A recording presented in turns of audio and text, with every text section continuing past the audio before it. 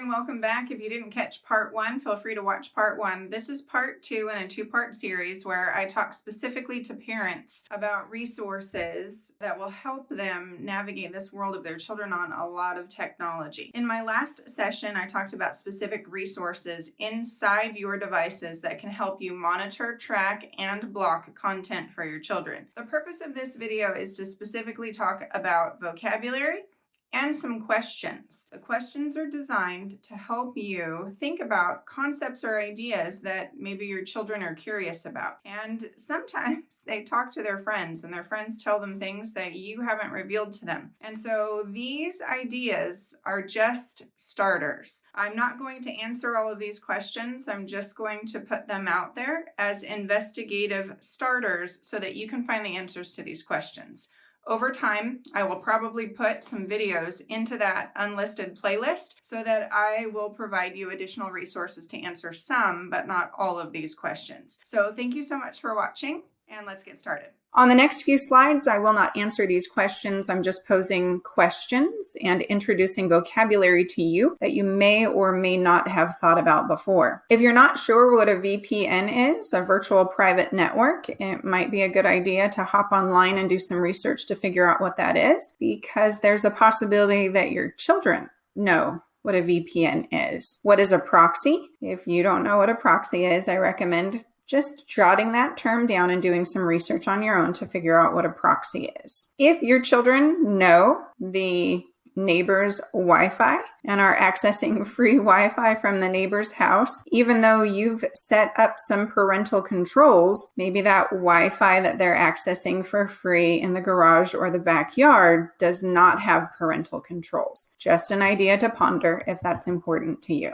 On some occasions, children will purchase a burner phone from a friend and they will establish a phone service that you're not aware of. If this is something that you think you need to talk to your children about, feel free to introduce them to that concept and what your parental parameters are on a situation like that. Do you talk to your children about mature content? What happens if they accidentally go somewhere and they didn't mean to? Do they know how to evacuate that situation safely? And is it appropriate for them to come to you and say, "Uh-oh, Mom, I didn't mean to go here. That was an accident"? Hopefully you establish a safe environment where they can come to you and tell you when mistakes happen. What about homework, cheating, plagiarism, or copyright? Unfortunately, some children take pictures of their homework and then will send that out as a text message to 20 of their closest friends. Feel free to hop into your child's device and check out that photo gallery or any of those text messages to see if that might be something that's happening with your child or your children. Now, what if a child takes a picture of someone's credit card and sends it off to their friends? Unfortunately, things like this happen. So if you are not discussing the long-term potential harm of behaviors like this with your children, go ahead and add that to your dinner table discussion popsicle sticks and talk to your children about the long-term ramifications of decisions like that. What if your child buys an old iPod from a friend? What would they have access to that you don't know about? Or what if a friend gives them login details and then they can log into their own device or a burner device with somebody else's username and password and download content that you don't know about? Certainly, we're incapable of policing absolutely every situation that comes about, but having a healthy, open dialogue with your children about these concepts are profitable and wise. I recommend creating a safe environment where your children can come to you to talk about these things. If strangers text your children, what is your response? Who handles that? How do you handle that? If you're not sure how to block text messages on your child's device, I recommend that you lean into your adult peers and ask them or search the internet to figure it out.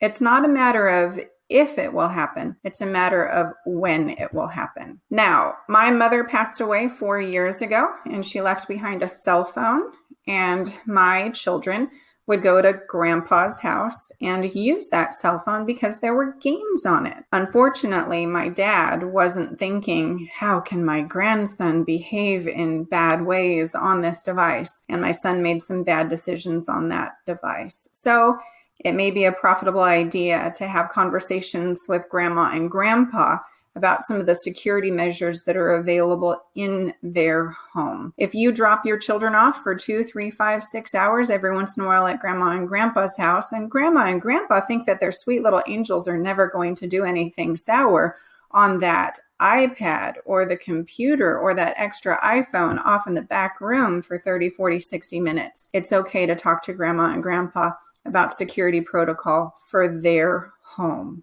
I will not answer any questions right now. You're more than welcome to drop some questions down into that comment region. I can't promise that I'll swing back to answer those questions, but it's still good for me to know what those questions are. That way, if I come up with a second session of this same topic, your questions will steer me in the right direction. So here's that video playlist. Go ahead and use that a smart device if you have one. If you're watching this on your smart device, you can't really use that QR code very well. But if you do have access to a smart device, go ahead and open up that camera or a QR reader.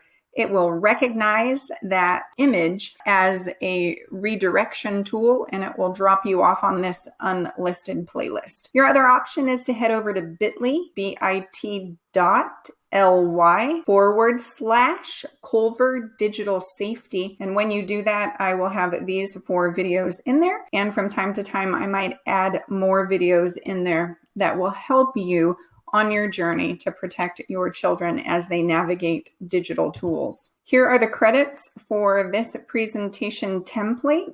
Thank you so much for the designer who made this happen.